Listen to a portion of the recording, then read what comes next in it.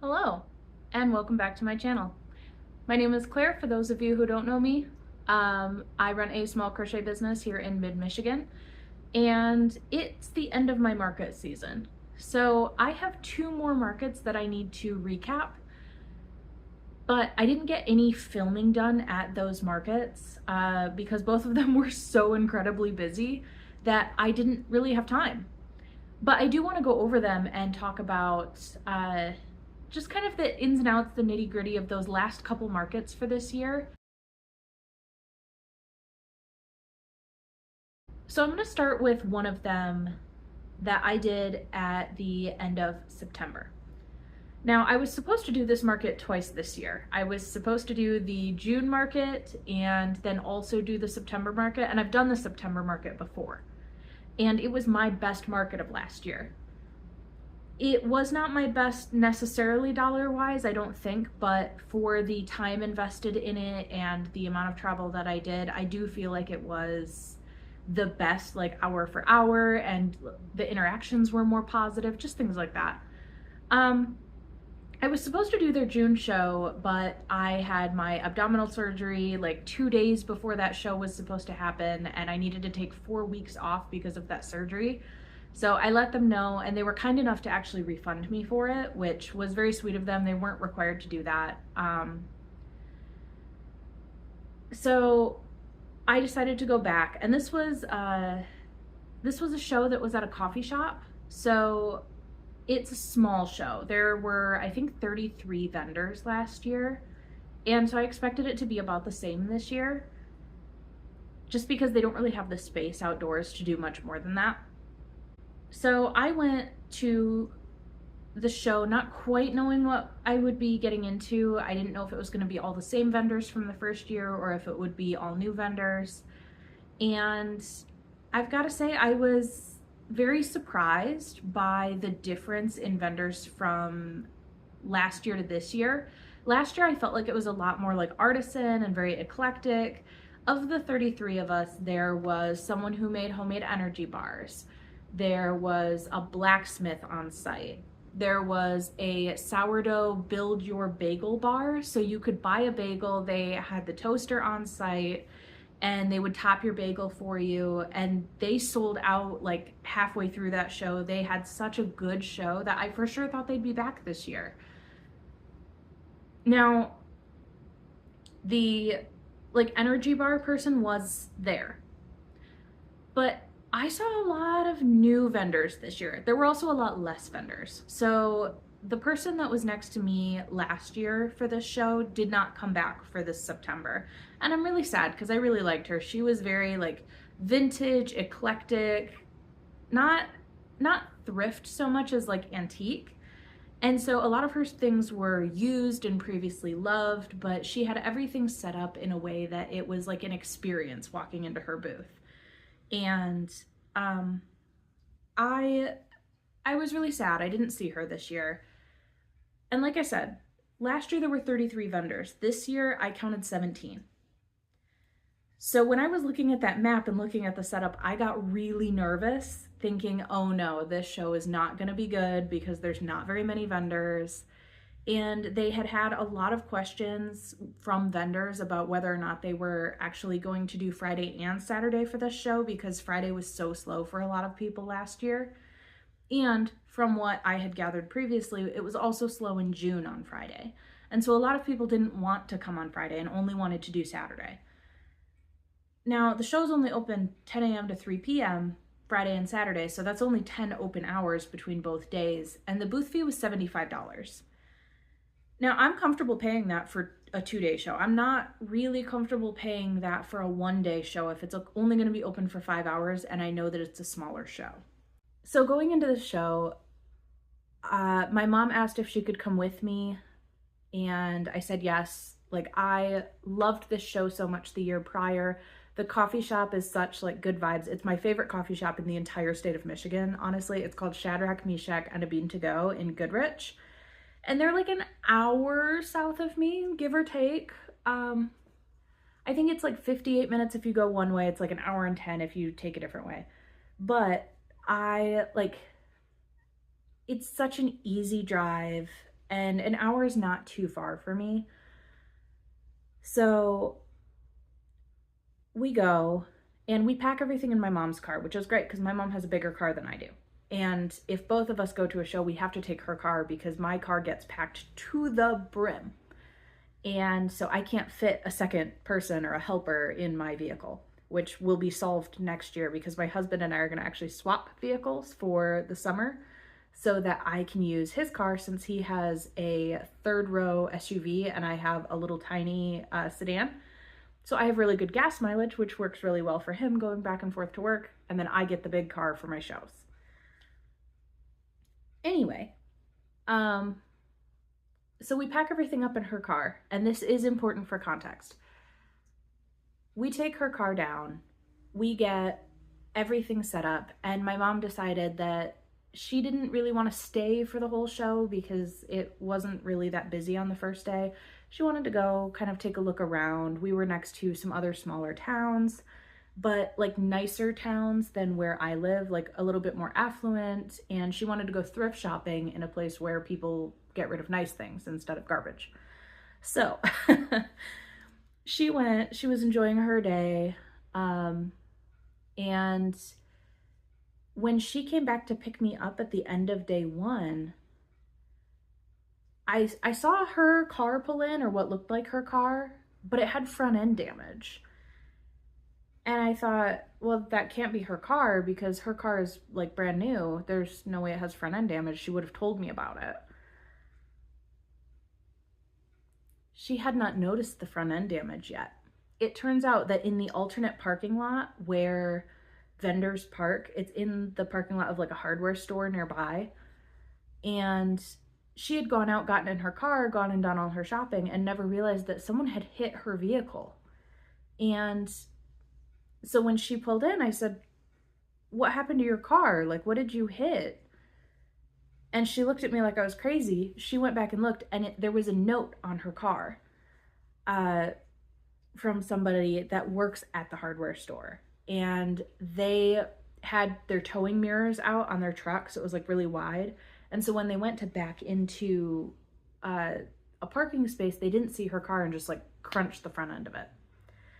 So they left a note. She went over, she talked to them, but we were in a rush to get back home because I had to work that night. So she said, "You know what, we're going to be here tomorrow for the craft show. Let's deal with it tomorrow." And that was the end of that. But day one for this craft show, I think last year I made like $110 on Friday. So I was expecting to do like maybe right around there, maybe a little more, a little less, because there were less vendors. And so I was a little bit nervous that maybe we'd have less foot traffic. But the weather was nicer this year, so at least there was that. Anyway, I think the first day I did like $240 in sales. Like, it was a good day. And I was so happy because I paid back my booth fee and I made enough that I was just thrilled. So I had gotten to know a couple of my vendor neighbors a little bit throughout that time as well. So one of them was selling like homeschool books and the other one was selling like handmade embroidery. So they were great neighbors. And I was the only crocheter, so I kind of had the corner on the market. I was also facing just like out the doors across the grass from the coffee shop. So as people were like walking in to look at the crafts, they looked directly into my booth and my setup. So I was really happy with like my placement. I was right on the edge of the hill. I will say though, it was a little bit windy, and being on the edge of the hill with a highway at the bottom of the hill made me a little bit nervous because if my tent went flying, it was going to be a problem. So thankfully, like I had stakes that I could stake into the ground and additional weights for my tent. So we put those up and it was not a problem at all.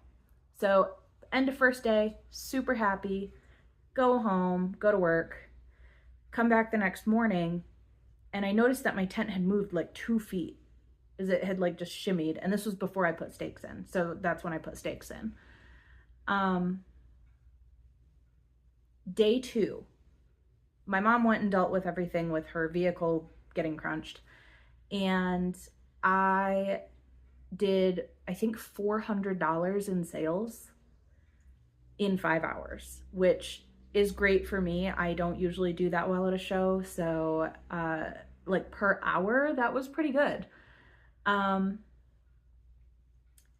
The wind definitely picked up on day 2 though, so my neighbor's tent, the one that had the hand embroidered stuff, her tent ended up flipping over, and it took like 8 of us to get it back up.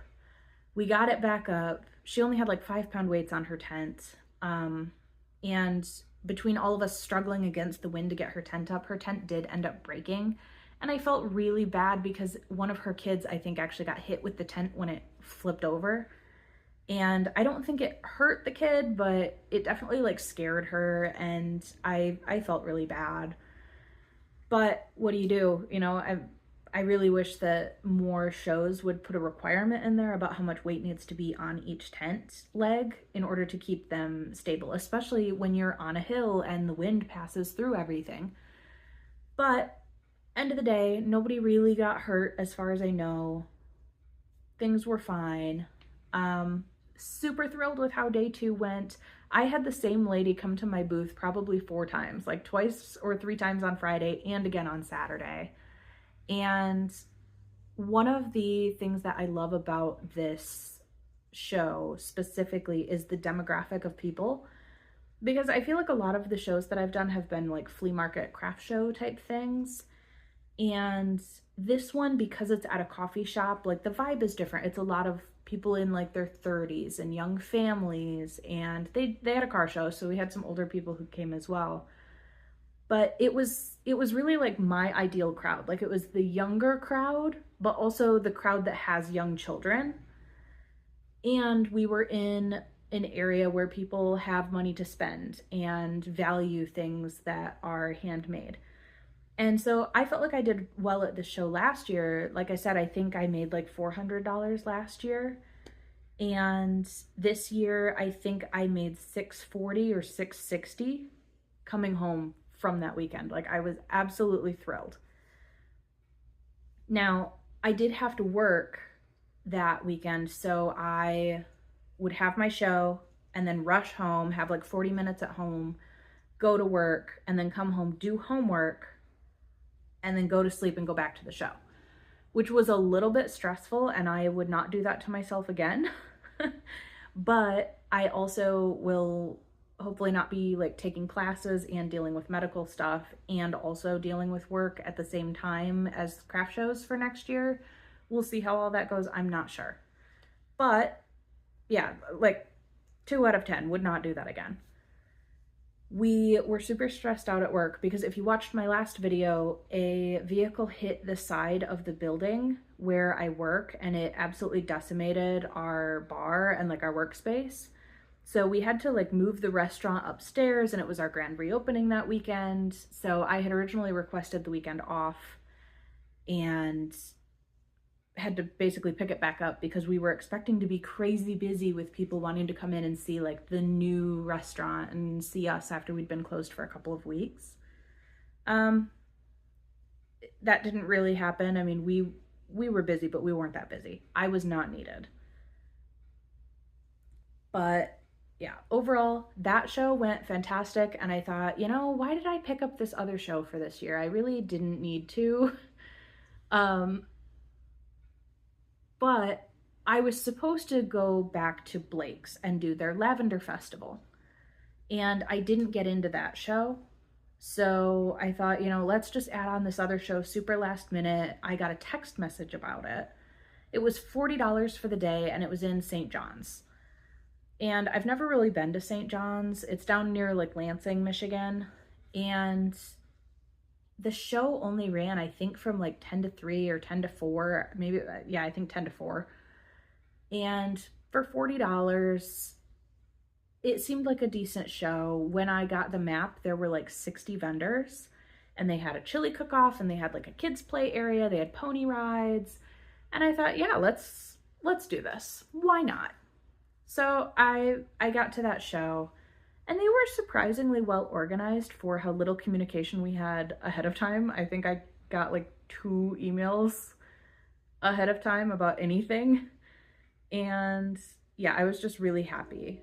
So with that show, one thing that I would say is that we did have to park kind of far away after we unloaded everything. So I had to leave all of my stuff unattended to go park my car and then walk back. And that made me feel a little bit uncomfortable that like all of my stuff was sitting there for like 20 minutes. And so I had to like carry my cash box in a backpack.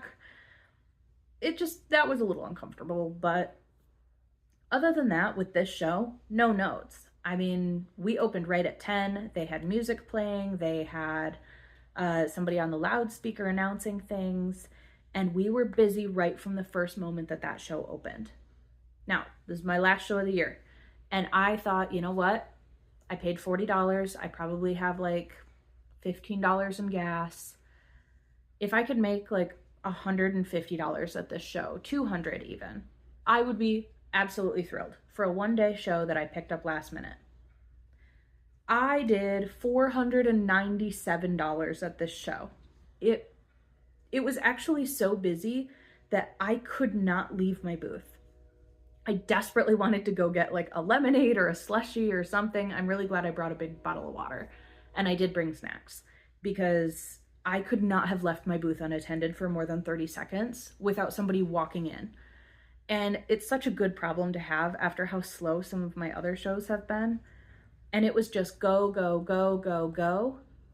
I started making mini loaf cats, and I debuted them at my show at the coffee shop, but I debuted them on the second day, so I wasn't really sure if they were actually doing well or if it was just like a new thing. And I brought them to this show, and I think they were my best seller. And yeah, I ended up calling my mom on the way home from this show and just like word vomit about how happy I was at how this show went. And it is a little bit odd because it's like a harvest festival or like a cider festival. It's at the very end of September, so like the last weekend of September, which for me is a little bit late for my market season. Like I really am more like June, July, August, maybe the first couple weeks of September. And so to have these two shows back to back, like I had the coffee shop show that I was expecting to be my last show, and then this show that I added on at the last minute, just a single day. For being my last show of the season, I think it actually was my best, like hour for hour ever. Because I want to say that it was only 10 to 3. So I think I did $100 an hour at this show. And everything sold really well. I did not have any issues with anybody commenting on my pricing. I did not have a lot of people walk into my booth that did not compliment something or buy something. And I do know that there was another crocheter there, but she crocheted in all acrylic, and I do almost all blanket yarn. So we have no competition between each other. Like, even though we both make plushies, those are not the same. And so like an acrylic plushie versus a blanket yarn plushie, the pricing is different, the style is different, and who that appeals to is also very different. We had no competition with each other. No problem whatsoever. And I would 100% do both of these shows again next year. It does, however, highly depend on what shows I get into for next year. Because if you've watched any of my previous market recaps from this year, I do believe that there are some shows that I have outgrown. And my goal for next year is to get into all of the big juried shows. So I plan on going back to Blake's and doing Lavender Festival, Strawberry Festival, Sunflower Festival, and possibly Pickle Festival, although this year was their first year for Pickle Fest. And I'm really glad that I did not sign up as a vendor for that, because from what I understand, that was a horrendous flop of a weekend because they ran out of all pickle everything by like 2 p.m. on day one of a 2-day event. And then the second day, people were showing up and they were just letting people in. They weren't even charging at the door anymore because the lines for everything were 3 hours long, and they did not adequately plan for that at all. So I'm debating whether or not I want to try to get in on year 2 assuming that they'll learn from their mistakes, or if I want to wait a few years to see if it actually picks up or if they end up just, bombing out. Looking at the bigger shows that I'm planning on doing, like I said, I'm going to plan on doing Blake's. And now that I've been a vendor at Blake's, I think I get priority during the jurying selection. So I plan on applying as soon as applications are open for that. I also applied for the Michigan Lavender Festival in Imlay City. And I've already paid my deposit for it, but I have not heard yet if I got through the jury process or not. I applied a few weeks ago. They said they were going to call me. They have not called me yet, so I'm going to follow back up with them probably on Monday. I also plan on doing the Indigo Farms Lavender Festival, so that pretty much ties up like my June. June is already pretty much set as long as I get into the shows that I'm applying to, which I don't foresee that being an issue, but we'll see. As we get through the summer, Blake's Lavender Festival is in July and it's 2 weekends, and I'm going to try and do both next year. I only did one this year. I would like to do both next year. And as we get into like Labor Day and into September, I'm hoping to get a spot at the Michigan Renaissance Fair. I don't know if I'll be able to get into Renaissance Fair because I know that like it's very hard to get in. And the applications are super early in the season. So I'm going to keep an eye out for vendor applications for that. I already have plans for Renaissance Fair and I'll be attending even if I don't get in. But if I can get into all the shows that I want to get into, these smaller shows are going to end up taking a back seat. Now, I love Goodrich and I will do it again if I have the free weekend for it. But if I do get into, let's say, Renaissance Fair, I'm probably going to do Renaissance Fair. I don't know yet how things are going to go for next year, but I've already negotiated with both of my workplaces that next summer I am taking off at least 3 weekends every month for craft shows for these bigger shows, which means I'm going to have a lot of market prepping content coming out over the winter because I need to prep like $25,000 worth of inventory over the winter. And I am making a dent in that, but it's going to be a very long road and I have a lot to do. That being said, now at least we're at the end of this market season and I am done having to do the little market prep for shows, specifically like catching up on things that I've run out of. And now I get to make all the things that I want to make and all of the things that I know sold well this year that I can do better for next year. So for example, this year I debuted those mini cats at the end of the season and they went like hotcakes. I plan on making like 150 of them next year.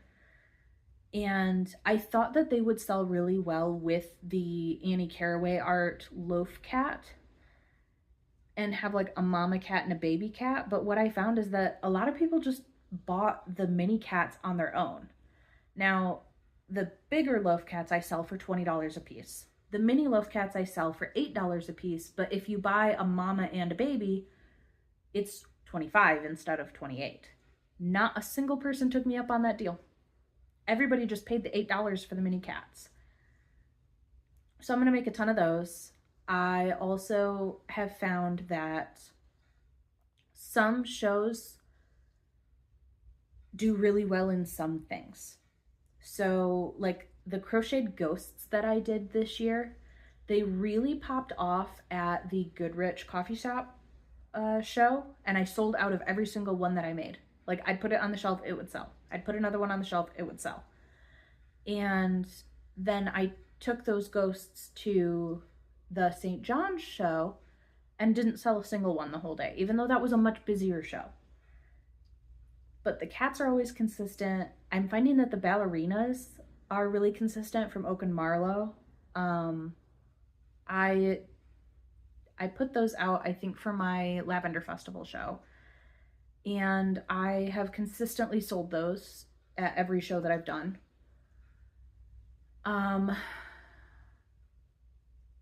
Mushroom Boys, I only sell a couple here and there, and Octos, I only sell a couple here and there.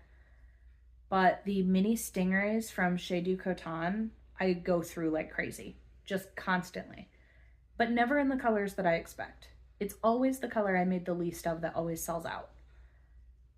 Loaf cats are usually a good sale, and dragons are always a good sale.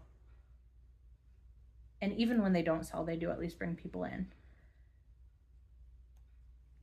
And I'm finding out turtles are super huge right now. And chickens are always consistent. But keychains popped off this year, and they've never popped off for me before. So I'm going to continue making different kinds of keychains and try to specialize those for different events. We'll see how it goes. But yeah, I have some things that I really need to make a lot of for next year. And then some things that I'm finding that they've sat around for this whole market season. Sometimes some things I still have from like when I first started. And I think that I'm going to move completely away from anything like cotton, because that does not sell for me. My market bags do not sell, my wind spinners do not sell, headbands do not sell, bandanas do not sell. Acrylic keychains sell this year. I've never had that before, but those will be the only things I'm doing in acrylic. And everything else, I think I'm going to move to strictly plushies. And that way I can kind of streamline my table and streamline my design. But yeah, we'll see how it goes. But for now, I'm going to work on market prep, and I am going to finish editing this video and send this out. So thanks for watching, and let me know what kinds of market prep videos you'd like to see in the future in the comments, because I plan on doing several different styles. And if there's anything that you really enjoy watching, let me know. If you like the 24 hours of crochet, or the like what can I make in a week, or you know, just making all the same thing for a video, just let me know what works best, and I will try and tailor my things that way. I should have some new patterns coming out soon. I will have a crocheted lavender pattern, my mini loaf cat pattern. Mine were freehand and I wrote the pattern down, so I'm going to release that. And I may be releasing a dragon pattern at some point soon as well. I also have a veggie basket pattern that will probably be coming out next spring. So keep your eyes peeled, and I'll catch you in the next one. Bye.